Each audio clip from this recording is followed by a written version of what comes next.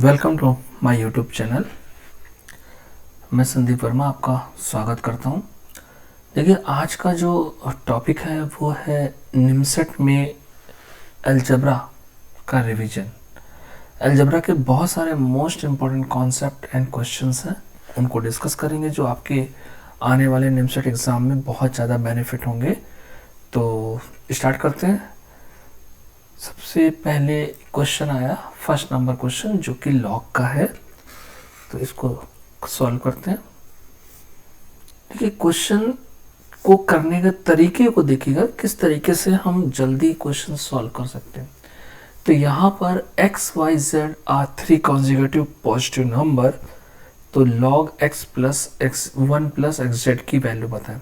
देखिए, क्वेश्चन के जो ऑप्शन है, ऑप्शन हमें y के टर्म्स में लाने हैं। तो सबसे इम्पोर्टेंट बात है, यहाँ पहला टर्म है लिखा x, y और z, ये तीनों कॉन्जिक्यूटिव नंबर है। तो एक काम करते हैं, ये तीनों नंबर को जो सपोज करना है यही इम्पोर्टेंट है। तो देखिए, y को मैंने y माना, तो इससे पहले वाला टर्म क्या हो जाएगा, y माइनस 1, और इसके बाद वाला टर्म क्या हो जाएगा, y प्लस 1। यानी कि एक बात समझ में आ गई कि हमने x को जो है उस सपोज किया y माइनस 1, y को सपोज किया y, और z को सपोज किया y प्लस 1। अंडरस्टैंड। अब देखते हैं क्वेश्चन जो हमको फाइंड करना है कितना इजी हो जाएगा ये क्वेश्चन। तो ये हो जाएगा, ये आपके एग्जाम में आ चुका है क्वेश्चन, log 1 प्लस xz।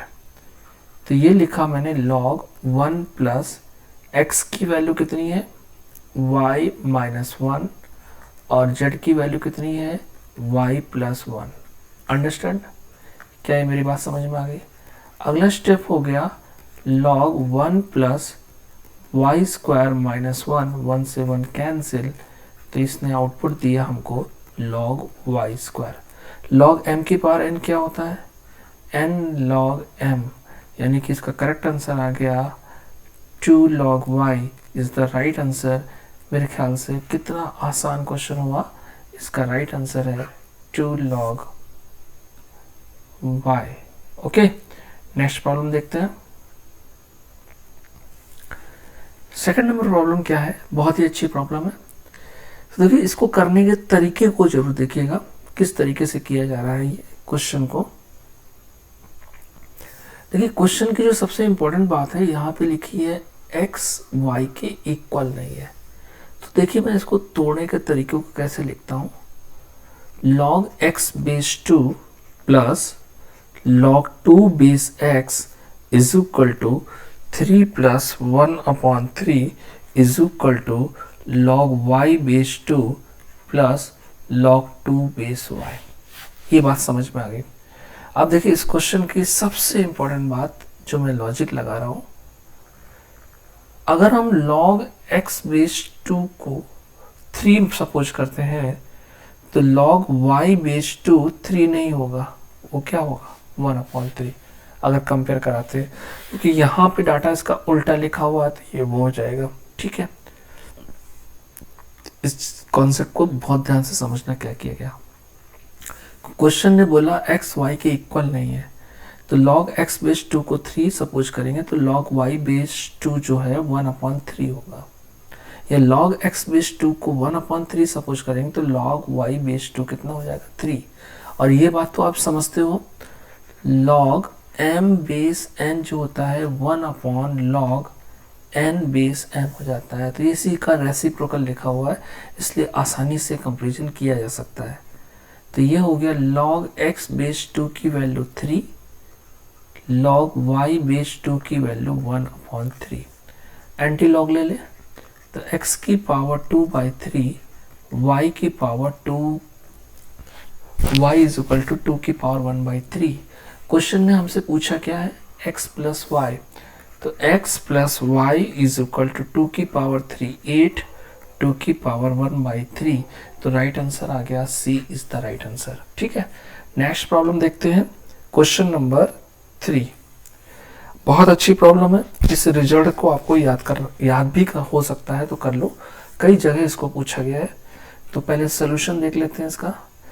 देखिए क्या कह रहा है, एक रिलेशन आर है नेचुरल नंबर के लिए, जहाँ पे रिजल्ट कुछ बनाया गया है a plus D is equal to B plus सी।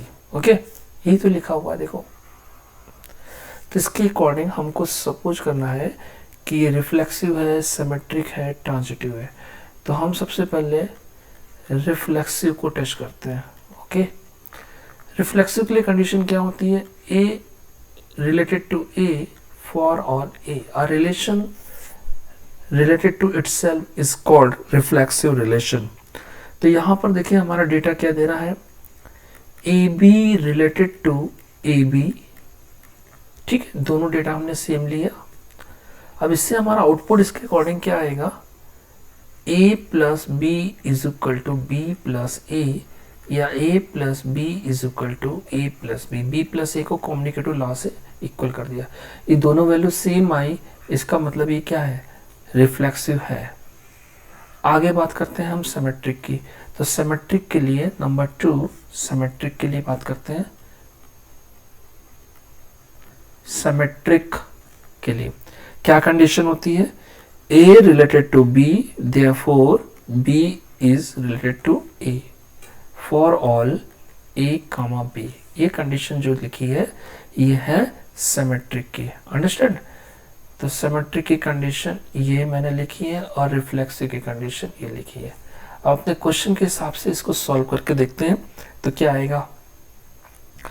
तो ये हो जाएगा a, b related to C, D, therefore C, D related to A, B। अब ये देखना है क्या ये इक्वल है कि नहीं है। तो लेफ्ट से चलते हैं और अगर राइट हैंड साइड आ जाता है तो ये इक्वल है।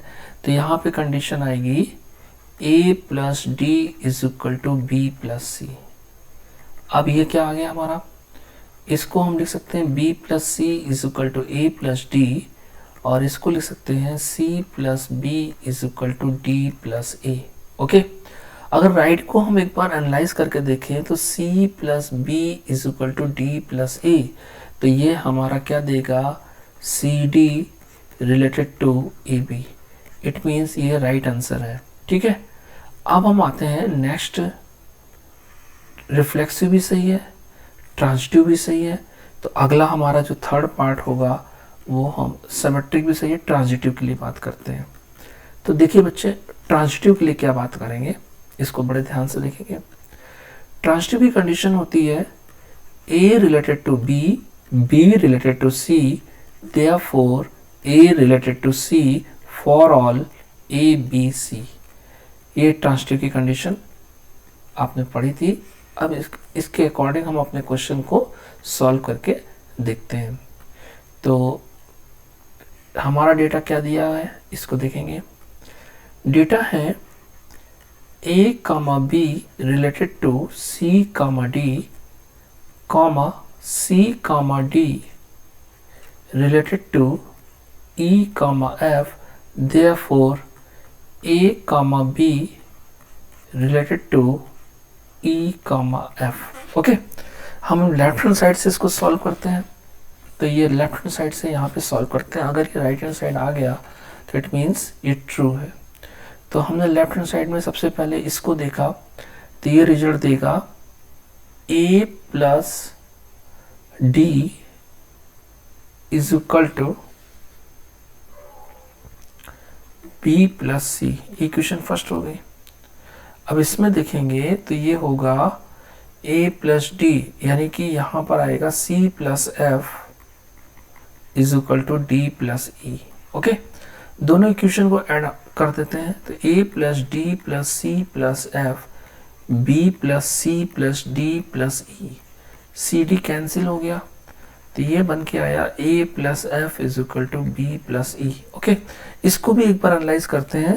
तो ये एनालाइज करके हमको क्या देगा, right hand side A plus F is equal to B plus C, जो कि A plus F is equal to B plus D आया।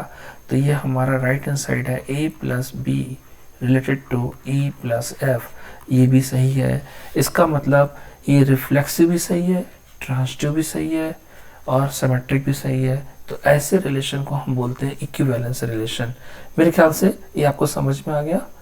अगला क्वेश्चन बहुत ही अच्छा क्वेश्चन है, मैट्रिक्स की प्रॉब्लम है। तो देखिए क्या कह रहा है, एक मैट्रिक्स है, एक डिटरमिनेंट है, मैट्रिक्स ए है 3x3 की, और उसका डेटा है determinant of 2 adjoint 3a determinant is equal to चल रहा है 2 की पावर अल्फा 3 की पावर बीटा। तो देखिए एक प्रॉपर्टी आप जानते होंगे कि अगर डिटरमिनेंट्स की जो ऑर्डर है वो 3x3 है, तो डिटरमिनेंट से अगर हम कुछ कॉमन निकालते हैं, जस्ट सपोज के ए, और ए 3 की पावर 3 ऑर्डर का है, तो ये के की पावर 3 बाहर आ जाएगा डिटरमिनेंट ऑफ ए। अगर 3x3 की मैट्रिक्स है तो यहाँ पर अगर हम जर्नल लेंगे तो n आ जाएगा। ये रिजल्ट तो आपको पता है कि 3x3 के लिए ये a हमारा 3x3 का है, तो ये रिजल्ट हो जाता है। ठीक है, मेरे ख्याल से ये आपको बिल्कुल समझ में आ गया। तो इसी को यहाँ पर अप्लाई करके देखते हैं। तो ये 2 है, 3x3 की मैट्रिक्स है, तो 2 की पावर 3 बाहर आ गया। ये बचा adjoint of 3a determinant is equal to 2 की पावर अल्फा 3 की पावर बीटा। आगे देखेंगे 2 की पावर 3, और ये हो जाएगा, एक प्रॉपर्टी आपको पता होगा, adjoint a is equal to determinant of a की पावर n-1। n यहाँ पर ऑर्डर होता है, ठीक है। और ऊपर वाले में हमने क्या लगाया, determinant of K a is equal to k की power n determinant of a। Understand? तो यहाँ पे ये हमारा क्या निकल के आएगा, डिटरमिनेंट ऑफ 3a की पावर 3-1 इज इक्वल टू 2 की पावर अल्फा 3 की पावर बीटा।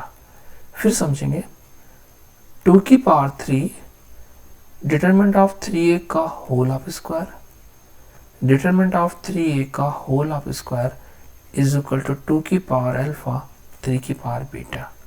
फिर अगेन ये प्रॉपर्टी लगेगी, 3 बाहर आएगा तो कितना हो जाएगा, ये बिल्कुल समझ में आ गया होगा। 3 जब डिटरमिनेंट से बाहर आएगा तो ये हमने यहाँ पर स्क्वायर 2 बार लिख दिया है, तो इसको एक ही बार लिखना पड़ेगा, ठीक है। ये है 2 की पावर अल्फा। अब इसको समझने की कोशिश करेंगे, 3 की पावर 3 और होल स्क्वायर है तो ये बाहर आ जाएगा, और ये डिटरमिनेंट ऑफ a का होल स्क्वायर। क्या है, मेरी बात समझ में आई? इज इक्वल टू 2 की पावर अल्फा इंटू 3 की पावर बीटा। तो ये बन के आएगा 2 की पावर 3, 3 की पावर 6, और डिटरमिनेंट ऑफ a की वैल्यू 4 है, तो ये हो जाएगा 2 स्क्वायर का होल स्क्वायर 2 की पावर 4 इज इक्वल टू 2 की पावर अल्फा 3 की पावर बीटा। मेरे ख्याल से काफ़ी आसानी से समझ गए दोनों प्रॉपर्टी को बड़े अच्छे तरीके से। एक बार आप भी प्रैक्टिस करिएगा बहुत अच्छी तरह से, तो आप क्लियर हो जाएगा ये क्वेश्चन। तो ये हो जाएगा 2 की पावर 7 इंटू 3 की पावर 6 इज इक्वल टू 2 की पावर अल्फा 3 की पावर बीटा। अल्फा की वैल्यू 7, बीटा की वैल्यू 6। अल्फा प्लस बीटा पूछ रहा है, 7 प्लस 6, आंसर कितना आ गया, 13 आ गया इसका आंसर, ठीक है। नेक्स्ट प्रॉब्लम देखेंगे, काफ़ी अच्छी प्रॉब्लम थी ये प्रॉब्लम को देखते हैं अलजेब्रा की है, काफ़ी अच्छी प्रॉब्लम है ये भी। तो देखिए क्या लिखा मैंने, जो सीरीज लिखी है उसको मैंने ऐसे लिखा, π/4 equal to 1 - 1/3, okay, plus 1/5 - 1/7 plus 1/9 - 1/11।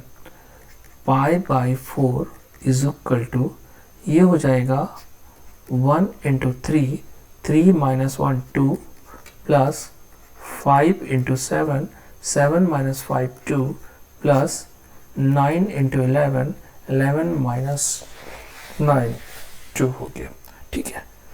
अब देखिए क्या किया मैंने, ऊपर से 2 कॉमन लेके नीचे सपोज कर दिया, यहाँ से 2 कॉमन लेके, तो ये 1/3, 1/5 into 7 plus 1/9 into 11 plus up till a चल रहा है, ठीक है। इसकी वैल्यू हमसे फाइंड आउट करने के लिए कह रहा था, तो इसकी वैल्यू फाइंड आउट करनी थी, तो क्या आया, π/8 is the right answer, A is the right answer, ठीक है। नेक्स्ट प्रॉब्लम देखते हैं 6, बहुत ही अच्छी प्रॉब्लम है, ये प्रॉब्लम प्रोग्रेशन की है।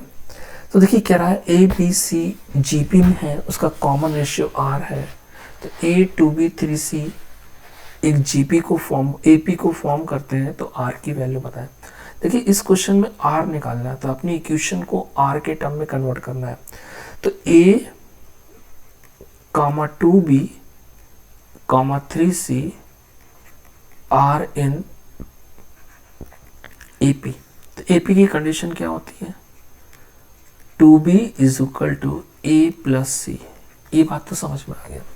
इससे एक रिजल्ट बन के आया 4b is equal to A plus 3c। मेरे ख्याल से सबको समझ में आ गया, बहुत अच्छे क्लियर हो गया। अब इस इक्वेशन को हमें कन्वर्ट करना है आर के टर्म्स में, क्योंकि आंसर हमको किसके टर्म्स में लेके आना है, आर के टर्म्स में। तो क्वेश्चन ने एक और बहुत ही इंपॉर्टेंट बात दी है, वो क्या दी है, ए बी सी एक जीपी में है। तो देखिए यहाँ पे हमने एक रिजल्ट बनाया आर के टर्म्स में, यही क्वेश्चन की इंपॉर्टेंट बात है। वो रिजल्ट क्या बना समझेंगे। ए को ए सपोज किया, बी को ए आर, सी को ए आर स्क्वायर, जनरल टर्म लिख दिया। अब ये पूरी इक्वेशन को हम आर में कन्वर्ट करते हैं, तो 4 बी की जगह ए आर, ए की जगह ए और सी की जगह A R square. Okay, R से आर कैंसिल हो गया, तो ये हमारा बचा 4r is equal to 1 plus 3r square, या नेक्स्ट आ गया 3r square minus 4r plus 1 is equal to 0। इसके फैक्टर करेंगे, 3r square minus 3r minus r plus 1 is equal to 0। Next हमारा हो गया 3r r minus 1 minus 1 r minus 1 is equal to 0। तो r की दो वैल्यू निकल के आई, क्या आई, एक r की वैल्यू आई 1 और एक r की वैल्यू आई 1/3। क्वेश्चन ने हमसे पूछा है r की वो वैल्यू बताएं जो 0 और 1 के बीच है, तो ये वैल्यू कैंसिल हो जाएगी, ये ओके हो जाएगी, तो r की वैल्यू 1/3 है, ठीक है। नेक्स्ट प्रॉब्लम देखते हैं, प्रॉब्लम नंबर 7, बहुत ही अच्छी प्रॉब्लम, ये भी प्रोग्रेशन की है। तो कह रहा है consider an infinite geometric series with first term is a and common ratio r, और उस इनफाइनाइट ज्योमेट्रिक सीरीज का जो सम है वो 4 है और सेकंड टर्म जो है वो 3/4 है। तो देखिए सबसे पहले हम क्या करते हैं, इनफाइनाइट जीपी का समेशन का फॉर्मूला होता है a/1 minus r। Understand, question ने हमको सम जो है वो 4 दिया है, तो 4a/1 माइनस r, ठीक है। अब ये हो जाएगा 4 minus 4r is equal to a, ये एक इक्वेशन बन गई, ठीक है। अब सेकंड बात बोलना है क्या, सेकंड टर्म t2 जो है वो 3/4 है, तो t2 क्या होता है, ar, first term a, second term ar, 3/4। तो यहां से एक काम करते हैं, हम r की वैल्यू निकालते हैं या a की वैल्यू निकालते हैं, तो a की वैल्यू कितनी आ जाएगी, 3/4r। मेरे ख्याल से ये समझ में आ गया, ये इक्वेशन नंबर हो गई, इक्वेशन नंबर हो गई 2। नेक्स्ट स्टेप क्या करते हैं, इसको बड़े ध्यान से देखते हैं, सिंपल सी कैलकुलेशन है। इन दोनों इक्वेशन को अगर हम सॉल्व कर देंगे तो हमारा आंसर आ जाएगा। तो सेकंड से e की वैल्यू फर्स्ट में पुट कर देते हैं, okay. 4 minus 4r is equal to 3/4r, ये वैल्यू पुट कर दी हमने, सेकंड से e की वैल्यू फर्स्ट में, क्रॉस मल्टीप्लाई कराते हैं, तो ये आएगा 4r माइनस 4 जा 16 हो जाएगा, ठीक है। ये हो जाएगा 16r minus 16r square is equal to 3, ठीक है।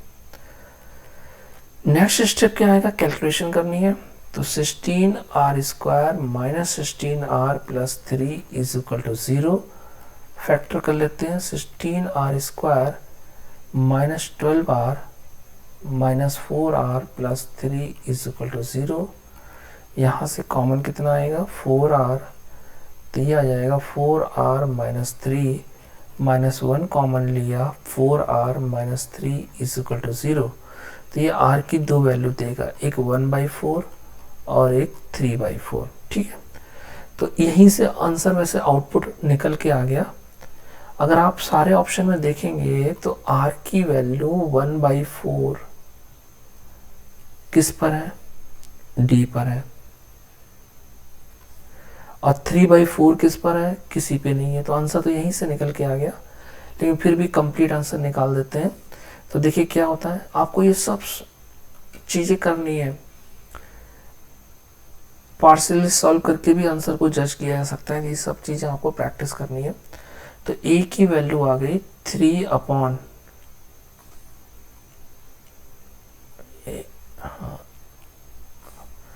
3 अपॉन कितना आया a की वैल्यू, ये लिखा हुआ है 3 अपॉन 4 और r है 1/4। 4 से 4 कैंसिल, तो a की वैल्यू 3 आ गई, बिल्कुल सही आया। तो हमारा आंसर आपको क्लियर हो गया। इसका राइट आंसर है a की वैल्यू 3, r की वैल्यू ये, करेक्ट आंसर d है। ठीक है, नेक्स्ट प्रॉब्लम देखते हैं। 8 नंबर प्रॉब्लम एग्जाम में आ चुकी है सिंपल। तो देखिए इसको हम कैसे लिख सकते हैं। इसको लिखने का पैटर्न हो गया क्वेश्चन को 9 की power 1/3 plus 1/9 plus 1/27 plus infinite. ये जो ऊपर सीरीज लिखी हुई है ये जीपी है, इनफाइनाइट जीपी है, और इनफाइनाइट जीपी का फॉर्मूला होता है a अपॉन 1 माइनस r। तो आप यहाँ पे अप्लाई कर दीजिए 9 की power a upon 1 minus r, 9 की पावर 1/3 अपॉन 2/3, 9 की पावर 1/2, स्क्वायर रूट लेंगे तो 3, इसका राइट आंसर आ गया। ठीक है, बहुत सिंपल सी प्रॉब्लम आपके पेपर में आई थी ये। तो ये अलजेब्रा का काफ़ी अच्छी क्वेश्चंस है, ये काफ़ी और अच्छी प्रॉब्लम्स है। देखिए इस तरह की प्रॉब्लम्स को सॉल्व करने के लिए क्या करते हैं, सबसे पहले एक पैटर्न को पकड़ा मैंने, ये लिखा है 1 अपॉन √1 प्लस √3। अपॉन में रूट रिमूव करने के लिए रेशनलाइजेशन कर देते हैं, बेसिक कॉन्सेप्ट है। तो ये हो जाएगा √1 माइनस √3 अपॉन 1 माइनस 3, तो ये हो जाएगा -2। ओके, तो इसी तरीके से अगर हम और को भी टर्न करेंगे, कन्वर्ट करेंगे, तो इस पैटर्न को अगर पकड़ के चलते हैं आगे, तो ये हमारा क्या देगा -1/2, ये हो जाएगा √1 माइनस √3। ठीक है, सेकंड वाला क्या होगा हमारा वैल्यूज, -1/2 √3 माइनस √5 -1/2 √5 माइनस √7 माइनस, और ये लास्ट टर्म क्या होगा, इसको ध्यान से देखेंगे। देखिए सीरीज में जो फर्स्ट टर्म है 1 3 5 चल रहा है, 1 + 3 + 5। ओके, तो इसका nth टर्म क्या हो जाएगा, a + n-1 इंटू डी।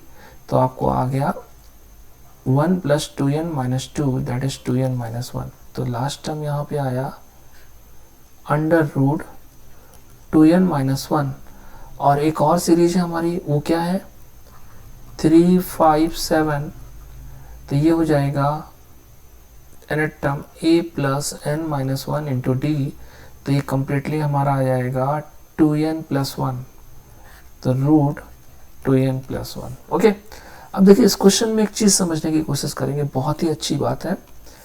ये पहले ब्रैकेट का लास्ट टर्म इसकी फर्स्ट टर्म से कैंसिल हो जाएगा।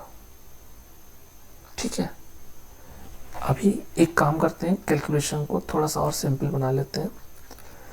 -1/2 कॉमन ले लो, √1 minus √3 plus √3 minus √5 plus √5 minus √7 plus √2n minus 1 minus √2n plus 1। Very good, समझ में आया सबको? ये सिंपल कैलकुलेशन आपको बिल्कुल क्लियर हो गया, ठीक है। ये कैंसिल हुआ, ये कैंसिल हुआ, तो इसके फर्स्ट टर्म से ये सेकेंड टर्म कैंसिल हो गया। अब हमारा क्या आउटपुट बचा? -1/2 √1 माइनस √2n प्लस 1। माइनस को ब्रैकेट के अंदर ले जाते हैं तो ये हो जाएगा दिस। आंसर आ गया, D is the right answer. Calculation आपको बिल्कुल सिंपल समझ में आ गई होगी, तो इसको इसी तरीके से करते हैं। नेक्स्ट प्रॉब्लम और देखते हैं, प्रॉब्लम नंबर 10, ठीक है। तो 10 प्रॉब्लम क्या है? बहुत ही अच्छी प्रॉब्लम, इसको बड़े ध्यान से देखेंगे।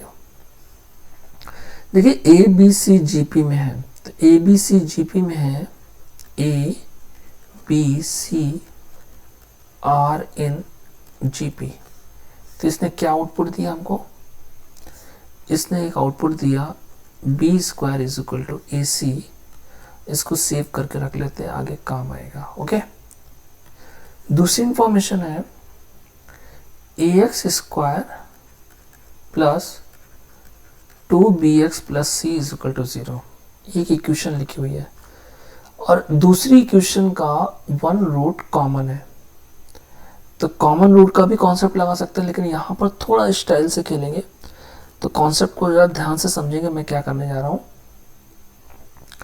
मैंने लिखा रूट ए एक्स का whole of square plus 2 B की वैल्यू है root A C X plus root C का whole of square is equal to 0।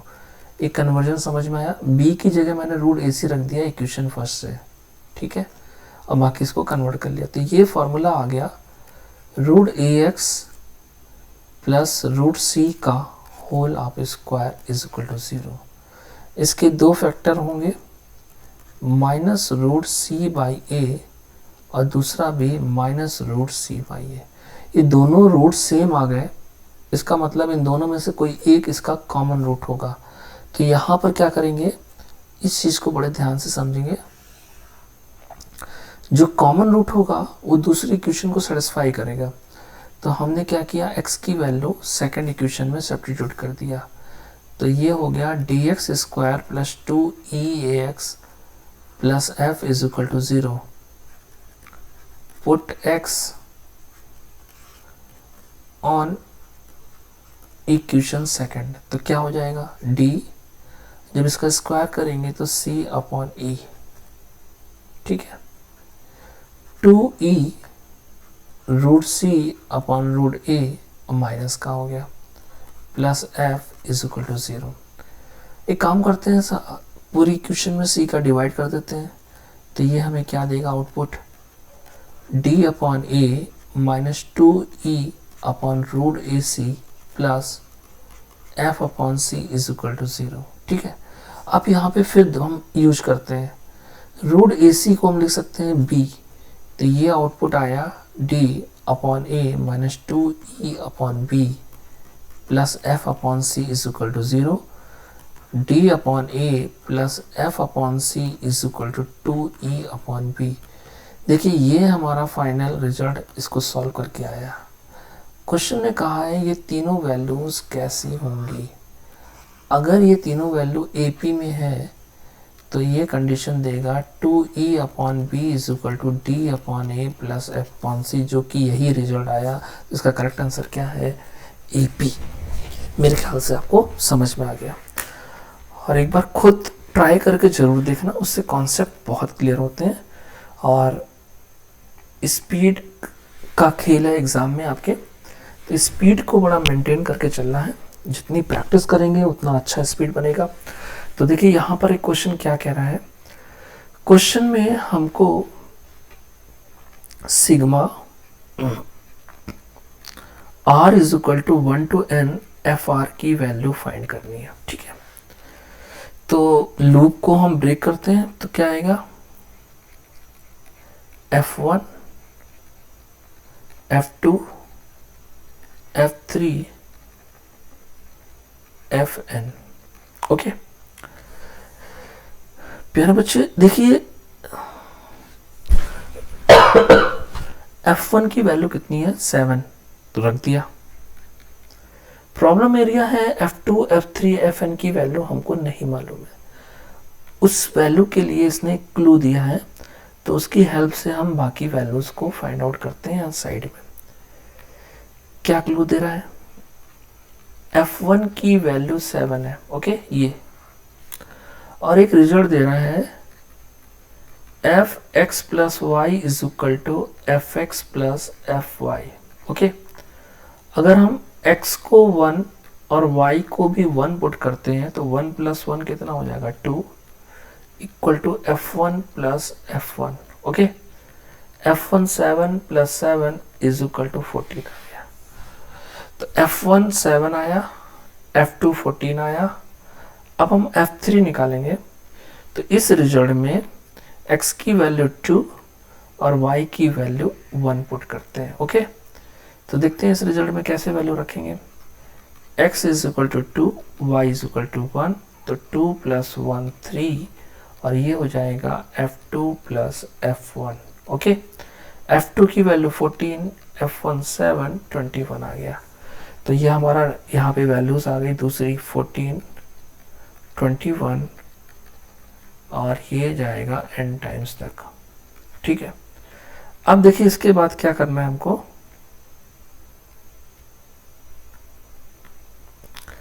ये हमारे जो अगला आउटपुट आएगा वो होगा 7 कॉमन ले लेते हैं, 1 प्लस 2 प्लस 3 n टर्म्स तक, ठीक है। ये तो सिग्मा n का फॉर्मूला है। क्या होता है सिग्मा n का फॉर्मूला, n प्लस 1 अपॉन 2। इसका राइट आंसर आ गया ए इज द राइट आंसर। मेरे ख्याल से आपको समझ में आ गया। नेक्स्ट प्रॉब्लम और देखते हैं, 12 नंबर प्रॉब्लम, अच्छी प्रॉब्लम। इसको अगर रियल में लगाते हैं तो काफ़ी लेंथी हो जाएगा। तो देखिए किस तरीके से शॉर्ट ट्रिक लगा के इसको करेंगे, तो इसकी शॉर्ट ट्रिक समझते हैं।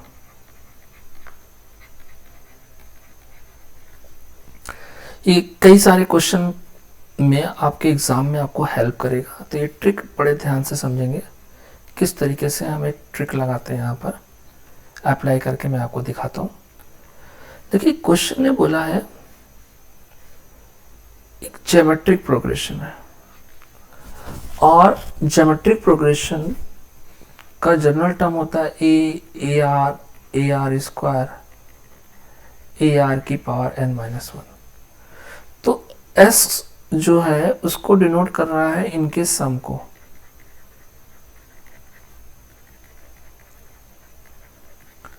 p जो है उनके प्रोडक्ट को कर रहा है,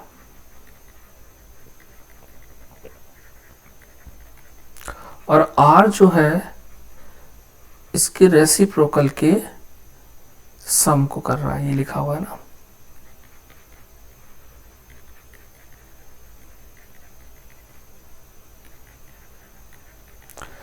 अब इसको सॉल्व करके समेशन निकाल करके फिर हम आउटपुट में वैल्यूज डालेंगे। It takes so long time, बहुत ज़्यादा टाइम कंज्यूम हो जाएगा, ठीक है। तो ये तो आपने एकेडमिक लेवल पे कई बार इस क्वेश्चन को सॉल्व किया होगा, तो हम एकेडमिक लेवल वाला अगर एग्ज़ाम में लगाएंगे तो थोड़ा सा टाइम कंज्यूम होगा, आपकी स्पीड कम हो जाएगी। तो देखिए हम इस तरह की प्रॉब्लम्स को कैसे सॉल्व करते हैं, तो इस मेथड को समझेंगे। यहाँ पर सपोज कर लिया एक ज्योमेट्रिक प्रोग्रेशन है, तो ज्योमेट्रिक प्रोग्रेशन हमने सपोज कर लिया 1 2 4 3 टर्म्स का सपोज कर लिया। तो क्वेश्चन ने बोला s जो है उस ज्योमेट्रिक प्रोग्रेशन का सम है, तो ये 7 आ गया। p प्रोडक्ट है 1 इंटू 2 इंटू 4, ये 8 आ गया। और r जो है उनके रेसिप्रोकल का सम है, तो ये हमारा 8, ठीक है। 4 आ जाएगा एलसीएम, 4 आ जाएगा। 4 प्लस 2 प्लस 1 7/4, ये तीनों वैल्यू आ गई। और हमने जो डेटा कंज्यूम किया वो 3 नंबर लिए हैं, इसलिए n की वैल्यू कितनी आ गई 3। अब हम ऑप्शन को वेरीफाई कर दें, हमारा आंसर आएगा।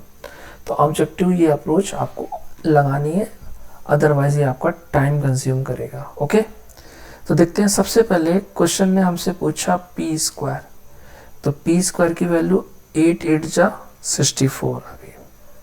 इसको हमने सेव करके रख लिया पी स्क्वायर की वैल्यू। बाकी सारे ऑप्शन में हम वैल्यू रखते हैं।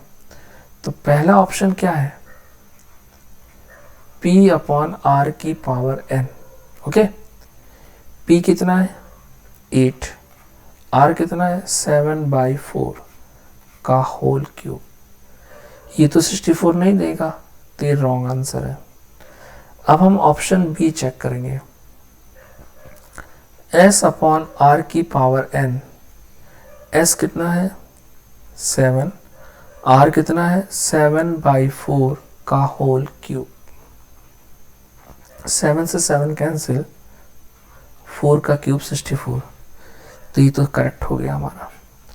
तो ये आप मेरी बात समझ में आ गई। बाकी आप इनको भी टेस्ट करके देख लेंगे, 64 नहीं आएंगे तो इसका राइट आंसर क्या है 64। एज्यूम करके इस तरह के क्वेश्चन सॉल्व करेंगे तो टाइम बचेगा। ठीक है, नेक्स्ट प्रॉब्लम देखते हैं 13। बहुत ही अच्छी प्रॉब्लम है। देखिए, इस तरीके की प्रॉब्लम को कभी भी ऐसी मिस्टेक नहीं करेंगे कि x की ये तीनों वैल्यूज यहाँ पे पुट कर देंगे और सॉल्व कर देंगे, ऐसा कभी नहीं करेंगे। देखिए, इस तरीके की प्रॉब्लम्स को क्या करेंगे, जो गिवन इंफॉर्मेशन है उसको सिंप्लीफाई करेंगे, और तब तक करेंगे जब तक ये रिजल्ट लेफ्ट हैंड साइड ना आ जाए। तो इसको सॉल्व करने का तरीका समझते हैं। x minus 2 is equal to 2 की पावर 1/3 प्लस 2 की पावर 2/3। क्या ये मेरी बात समझ में आई? इसको मैंने इक्वेशन नंबर क्या दे दिया 1। दोनों तरफ क्यूब करते हैं, तो x माइनस 2 का whole cube is equal to 2 की पावर 1/3 2 की पावर 2/3 का whole cube. a plus B और a माइनस बी का होल क्यूब तो आपको याद है, तो इसको कर लेते हैं। a cube minus B cube minus 3ab, और ये हो गया a माइनस बी। ठीक है, इधर करेंगे a cube plus B cube plus 3ab और a प्लस बी। ठीक है, अब देखिए ये रिजल्ट देगा हमारा x क्यूब माइनस 8, और ये हो जाएगा 6x square plus 12x is equal to 2 plus 4 plus ये दोनों कंबाइन होकर के 2 बचेगा, तो 6। क्वेश्चन की जो सबसे इम्पोर्टेंट बात थी वो ये है, यहाँ से फ्रैक्शन नहीं हटा, तो जो इक्वेशन 1 है उससे आप वैल्यू को पुट कर देंगे तो क्या आ जाएगा x माइनस 2। ठीक है, अब देखें इसको सिंप्लीफाई करके, तो ये आ जाएगा x cube minus 8 6x square plus 12x is equal to 6 plus 6x minus 12। Okay, थोड़ा सा कैलकुलेशन और कर लेते हैं। x cube minus 6x square और ये प्लस 6x, और ये हो जाएगा 14 माइनस 12 इज इक्वल टू 2। इस वैल्यू का आउटपुट पूछ रहा था, आंसर क्या आ गया 2 इज द राइट आंसर। ठीक है, नेक्स्ट प्रॉब्लम देखते हैं 14 नंबर प्रॉब्लम। देखो क्या कहता है, कॉमन रूट्स की बात कर रहा है। तो देखिए, कॉमन रूट्स का प्रॉपर तरीका लगाएंगे तो दिक्कत आएगी। एक चीज यहाँ पे एनालाइज करते हैं, ये छोटे छोटे से शॉर्टकट आपको समझना है। अगर हम दोनों इक्वेशन में इसका x की वैल्यू 1 सपोज करते हैं कॉमन रूट, तो हमारी इक्वेशन क्या आएगी, 1 इसको सेटिस्फाई कर देगा। 1 plus A plus B is equal to 0। देखिए पहली इक्वेशन, और दूसरी भी क्या हो जाएगी, 1 plus B plus A is equal to 0। ये दोनों इक्वेशन सेम आई है, इसका मतलब है इसका 1 कॉमन रूट क्या है 1 है। तो a प्लस बी का आउटपुट पूछ रहा था, तो आंसर कितना आ गया, -1। इस तरीके से कई क्वेश्चनों में शॉर्ट ट्रिक आप लगाएंगे तो बहुत जल्दी हो जाएंगे। ठीक है, नेक्स्ट प्रॉब्लम देखते हैं, 15 नंबर प्रॉब्लम। बहुत ही अच्छी प्रॉब्लम, कॉन्सेप्ट आपको सिखा के जाएगा। देखिए ये लिखा हुआ x इज इक्वल टू √7 को हमने लिखा 4 + 3 2 × 2 × √3।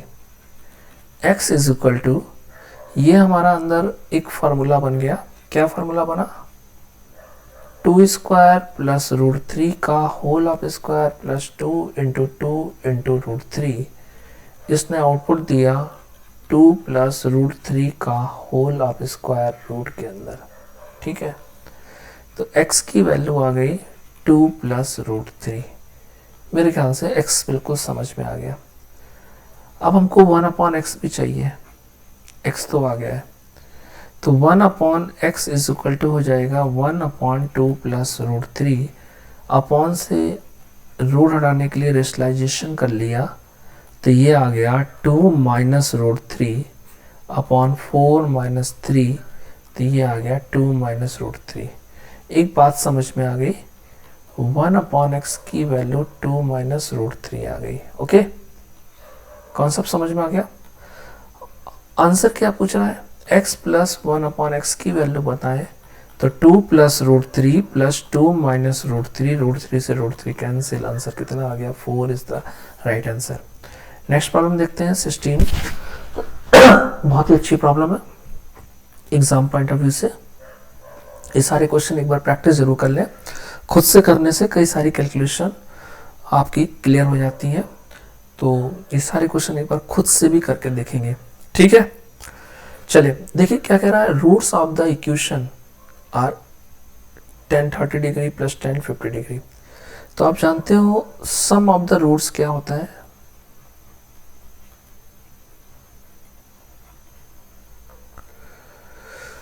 -b/a। ठीक है, यहां पर b - b है, तो सम क्या होएगा, 10 30 plus 10 15 degree equal to -5। Sum of the roots हमारा ये निकल के आया। अब प्रोडक्ट ऑफ द रूट्स क्या होता है बच्चे, 10 30, क्योंकि रूट्स यहाँ पर अल्फा बीटा नहीं है, 10 30 और 10 15 है, तो ये हो जाएगा c/a, q आ गया हमारा। ठीक है, दूसरा जो रूट आया वो ये आ गया। आप इनकी वैल्यू मत रखिए 30 और 15 डिग्री की, आपका टाइम खराब हो जाएगा। इस क्वेश्चन में ट्रिक लगाते हैं। देखिए मैंने क्या लिखा, 30 + 15, 10a + b का फार्मूला क्या होता है, ये इंपॉर्टेंट पॉइंट था। अगर आप वैल्यूज रख के करते तो काफ़ी टाइम खराब हो जाता। तो 10a + 10b अपॉन 1 - क्या होता है, 1 - a, 10 30 × 10 15। ठीक है, 10 45 की वैल्यू क्या होती है, 1। ठीक है, और 10 30 + 10 50 की वैल्यू मैंने लिखा ली है -b अपॉन 1 - इसकी वैल्यू q। ये क्वेश्चन की इंपॉर्टेंट बात थी। क्रॉस मल्टीप्लाई कराएंगे, 1 - q is equal to -p, या हो जाएगा हमारा p - q 1 + is equal to 0। Question ने 1 की जगह 2 पूछा है, तो इस इक्वेशन में दोनों तरफ 1 ऐड करा देते हैं, तो ये 0 + 1, तो ये हो गया 2 + p - q is equal to 1। तो इसका राइट आंसर क्या आ गया, 1 आ गया। ठीक है, आगे देखेंगे नेक्स्ट प्रॉब्लम। कॉन्सेप्ट आपको क्लियर होगा। A polygon has 44 diagonals, the number of sides बतानी है। तो देखिए क्या होता है, फॉर्मूला आपको ने लर्न किया होगा, number of diagonals is equal to, formula होता है nc2 - n। ठीक है, और ये दे रहा है 44। अब यहाँ पे क्या करेंगे, ऑप्शन के साथ प्ले कर दीजिए, मत सॉल्व कीजिए इसको। अगर सॉल्व करेंगे तो काफ़ी आपको टाइम कंज्यूम हो जाएगा। ओके, तो ऑप्शन के साथ कैसे प्ले करेंगे ये देख लेते हैं। सबसे पहले हम ऑप्शन 9 डालते हैं। ऑप्शन ए 9C2 माइनस 9 को सॉल्व करते हैं। क्या ये 44 देता है? 9 8 2 इंटू 1 माइनस 9 नहीं दे रहा है। ऑप्शन ए गलत है। इसी तरीके से ऑप्शन बी के साथ प्ले करेंगे। ये छोटी छोटी बातें जैसे मैं सॉल्व कर रहा हूँ आपको काफ़ी क्लियर हो रही होंगी। अब मैंने क्या किया, 10C2 minus 10, 10 into 9 upon 2 into 1 minus 10, 5, और ये 35 आएगा। ये भी 44 नहीं दे रहा है, तो ये भी आंसर रॉन्ग है। ओके, ऑप्शन बी रॉन्ग है। अब ऑप्शन सी की चेक करते हैं। 11C2 minus 11, 11 into 10 upon 2 minus 10, ये हो जाएगा कितना, 55 माइनस 10 दैट इज 45। ठीक है, ये भी नहीं दे रहा है। अब हम डी ऑप्शन चेक करते हैं। तो डी ऑप्शन क्या हो जाएगा हमारा, 12C2 minus 12, 12 into 11 upon 2 minus 12। ठीक है, 66 माइनस 12, 4,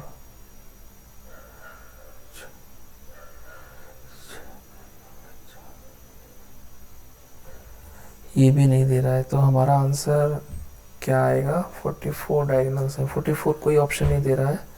कोई कैलकुलेशन मिस्टेक की क्या मैंने, यहाँ पर 11 होना था, ये कैलकुलेशन मिस्टेक की है।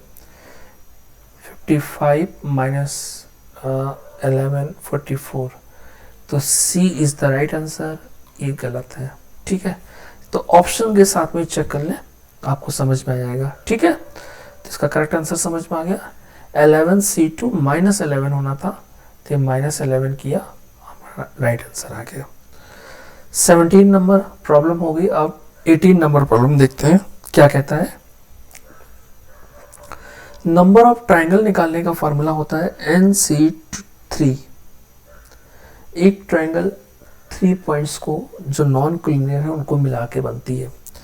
तो इस वाले केस में n+1 है पॉइंट्स है, तो ये हो जाएगा n+1C3 minus NC3 is equal to 21। Option के साथ प्ले कर दीजिए, आंसर आएगा। तो सबसे पहले 5 को पुट करते हैं। क्वेश्चन समझ में आ गया, नंबर ऑफ ट्रायंगल निकालने का ये आपको कॉन्सेप्ट बिल्कुल क्लियर हो गया। ये कैसे आया, NC3 फार्मूला होता है, इस केस में n+1 है, इसमें n है, तो ये हमने लगा दिया। अब देखिए बेटा, सबसे पहले हम ऑप्शन ए के साथ प्ले करते हैं। 5 + 1 6C3 माइनस 5C3। अगर ये कैलकुलेशन 21 देता है तो ए ऑप्शन सही है। 6 5 4 3 2 1 माइनस 5 4 2 इंटू 1, 5C3 5C2 भी होता है। ठीक है, तो ये हो गया 20 माइनस 10, 10 आया। 21 लाना था, रॉन्ग आंसर। अब हम बी ऑप्शन में वैल्यू डालते हैं। तो बी ऑप्शन क्या कह रहा है, कॉन्सेप्ट समझ में आ गया। 7 + 1 8C3 minus 7C3, 8 7 6 upon 3 2, 7 6 5 upon 3 2, 6 से 6 कट गया, 56, 6 से 6 कट गया, 35, 1 2 21 आ गया। तो इसका राइट आंसर क्या है, B is the right answer. ठीक है, आगे बढ़ते हैं क्वेश्चन नंबर 19 में। काफ़ी अच्छी प्रॉब्लम है। देखिए इस प्रॉब्लम को कैसे सॉल्व करते हैं। सबसे पहले पास्कल लॉ आप जानते होंगे, NCR, ये है पास्कल्स लॉ, ठीक है। NCR माइनस 1 N+1 CR होता है। इस लॉ का यहाँ पर बहुत ही अच्छा रोल है, ठीक है। तो देखिए क्या लिखा हुआ मैंने, sigma I is equal to 1 to 20 CI minus 1 divided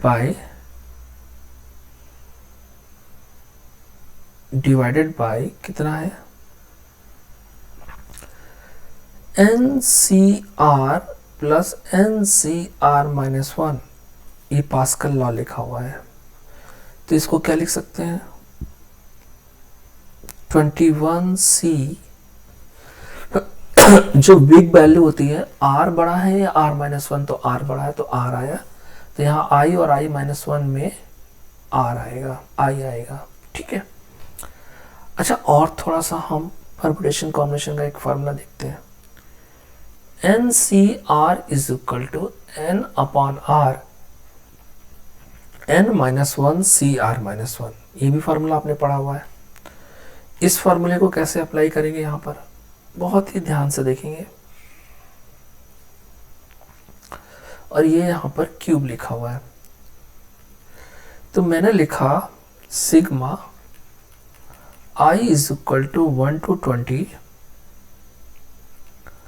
20 CI minus 1 divide by, कितना है डिवाइड बाय, बहुत ध्यान से देखेंगे, 21 upon I, second number formula apply कर रहा हूं मैं, तो अंदर कितना हो जाएगा, 20CI माइनस 1 का होल क्यूब। इससे हमारी कैलकुलेशन बहुत बच गई। स्मार्ट वर्क करना है, ना कि हार्ड वर्क करना है, इससे ये कैंसिल हो गया। ओके, क्या है, मेरी बात समझ में आ गई। इस CI माइनस 1 है यहाँ पर, ठीक है। तो ये बचा sigma I is equal to 1 to 20, और ये हो गया I अपॉन 20 का होल क्यूब। ओके, 1 अपॉन 20 का होल क्यूब, ये 21 है। 1 अपॉन 21 का होल क्यूब सिग्मा से बाहर ले आए, और ये लिखा हुआ है I is equal to 1 to 20 I cube. Sigma को ब्रेक करते हैं, 1 अपॉन 21 का होल क्यूब, I की जगह 1 cube, 2 cube, 3 cube, up till 20 cube, ठीक है। क्या होता है सिग्मा एन क्यूब का फॉर्मूला, 1 अपॉन 21 का whole cube n plus 1 by 2 का whole of square. Sigma N cube का फॉर्मूला n प्लस 1 बाई 2 का होल ऑफ स्क्वायर, ये अप्लाई कर दिया। इसकी कैलकुलेशन थोड़ी करते हैं। 1 अपॉन 21 का होल क्यूब, 20 का होल ऑफ स्क्वायर, 21 का whole of square divided by 4, तो ये हो जाएगा 4 से कटेगा तो 100 अपॉन 21। अब कंपेयर करा दीजिए, इक्वल में क्या चल रहा है, सबके इक्वल में k upon 21, k upon 21, k upon 21, और ये आ गया k अपॉन 21। तो k की वैल्यू यहाँ से अगर आप देखेंगे कंपेयर करा के तो 100 दिख रही है, तो इसका राइट आंसर क्या, 100। काफ़ी अच्छी प्रॉब्लम थी। आपको स्मार्ट वर्क के साथ काम करना है। जितने अच्छी तरीके से फॉर्मूले को अप्लाई करेंगे क्वेश्चन उतना इजी हो जाएगा। और अगर आप यहाँ पर NCR का फार्मूला लगाते हैं factorial n upon factorial n minus R, तो मेरे ख्याल से थोड़ी कैलकुलेशन बढ़ जाती है, आपका टाइम भी काफ़ी वेस्ट होता है। ठीक है, आगे बढ़ते हैं। 20 नंबर प्रॉब्लम बायनोमियल की है। देखिए इस तरह के क्वेश्चंस को कैसे हैंडल करेंगे। सबसे पहले 6 टर्म का फार्मूला होगा t r plus 1 is equal to NCR x की power n minus R a की पावर r। तो अप्लाई कर देते हैं हम। T6 प्लस 1, 6 टर्म निकालना है। T6 को हम लिख सकते हैं T5 प्लस 1, तो n यहाँ पर है 8C5, x है 1 अपॉन एक्स की पावर 8/3 की पावर 8 माइनस 5, और a है x square log x base 10 का होल कितना बचेगा, इसको होल 5 बचेगा। r हमारा 5 है। ओके, इक्वल टू दे रहा है 5600। 8C5 56 हो जाएगा, और ये x क्यूब से x क्यूब कैंसिल हो जाएगा, ऊपर आकर x की पावर कितना बचेगा, -8। एक्स स्क्वायर की पावर 5, x की पावर 10, और log x बेस 10 की पावर 5 इज इक्वल टू 5600। फिर बेटा 56 को उधर हम डिवाइड करेंगे तो x square log x base 10 का होल 5 इज इक्वल टू 100 बच गया। ओके, अब देखिए स्मार्ट वर्क करना है, हार्ड वर्क नहीं करना है। लॉग के साथ यहाँ प्ले करेंगे, टाइम काफ़ी कंज्यूम होगा। ऑप्शन के साथ प्ले कर दीजिए। अगर हम x की वैल्यू 1 सपोज करते हैं, क्योंकि x निकालना है हमको, तो 1 का स्क्वायर 1, log 1 0, राइट में 0 तो नहीं आ रहा है, तो रॉन्ग आंसर। log 10 का होल स्क्वायर log 10 बेस 10, ये भी इक्वल नहीं आ रहा है, राइट नहीं है। एक बार 10 रखते हैं, 10 का स्क्वायर 100, और log 10 बेस 10 1 की power 1, 100 equal to 100। Option C अगर हम पुट करते हैं x बराबर 10, तो ये सेटिस्फाई कर रहा है, तो उसका राइट आंसर क्या है, 10। इस तरीके से स्मार्ट वर्क करना है आपको। ठीक है, नेक्स्ट प्रॉब्लम है 21। देखिए क्या है 21, काफ़ी अच्छी प्रॉब्लम है, एग्जाम में आती है। तो देखिए मैंने बायनोमियल में सिखाया है। सबसे पहले ऐसी प्रॉब्लम्स के लिए पुट x बराबर 1 रख दीजिए, तो 1 प्लस 1 माइनस 2 0 आ जाएगा। इधर 1 plus a1 plus a2 plus a12 आ गया। ये इक्वेशन नंबर क्या बन गई हमारी, फर्स्ट। ठीक है, फिर क्या करेंगे, पुट x इक्वल टू -1 रख दीजिए। -1 रखने से क्या आएगा, 1 माइनस 1 0, -1 का स्क्वायर -1, -2 का होल 6 64, 1 minus a1 plus a2 minus plus a12। ये इक्वेशन नंबर क्या बन गई, 2। फर्स्ट प्लस सेकंड को ऐड कर दीजिए, तो ये हो जाएगा 64 is equal to 2 plus 2a2 plus 2a4 2a6 2a12 हो गया। 2 को इधर ट्रांसफर करेंगे तो ये हमारा आएगा 62। 64 में से 2 सब्ट्रैक्ट होगा तो 62, और यहाँ से 2 कॉमन ले लेंगे, a2 plus a4 plus a6 a12 आ गया। ओके, 2 का डिवाइड करेंगे तो ये हो जाएगा a2 plus a4 plus a6 a12, तो ये आ जाएगा 31।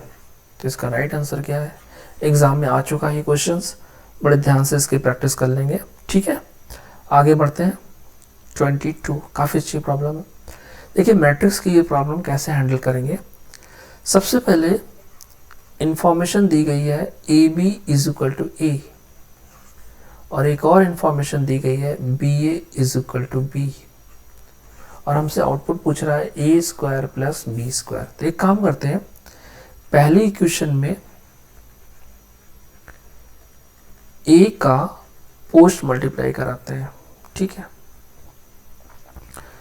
ए B A is equal to A square, दोनों तरफ ए का पोस्ट मल्टीप्लाई कराया, फिर बी ए की वैल्यू कितनी दे रहा है? बी, तो यहाँ पे पुट कर देंगे, और ए बी की वैल्यू कितनी दे रहा है? ए। तो इससे एक बात प्रूफ हो गई, क्या? ए स्क्वायर इज इक्वल टू ए। ठीक है, सेम वे में बच्चे हम सेकंड इक्वेशन के साथ प्ले करेंगे। क्या है second equation? b equal to B है, दोनों तरफ पोस्ट मल्टीप्लाई कराते हैं b का, तो b square b A B, इसको ऐसे लिख लिया। ए बी की वैल्यू कितनी है? a, पुट कर दीजिए a, और फिर बी ए की वैल्यू कितनी है? इक्वेशन नंबर सेकंड से b आ गई है। तो ये हमारा A square is equal to A, B square is equal to कितना आ गया? बी।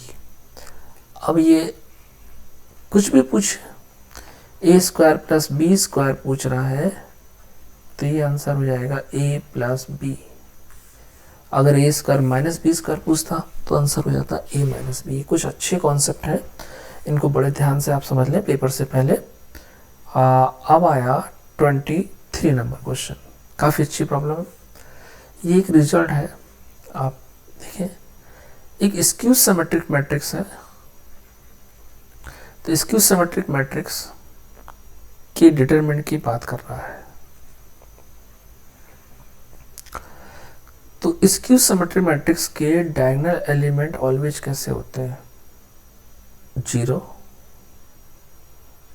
ए माइनस ए, बी माइनस बी, सी माइनस सी। अगर हम इसका डिटरमिनेंट निकालेंगे तो इसका आंसर 0 आएगा, और ये 3x3 की मैट्रिक्स है। तो एक चीज़ है, ये रिजल्ट आपको हमेशा के लिए याद होना चाहिए, बहुत ही इंपॉर्टेंट रिजल्ट है।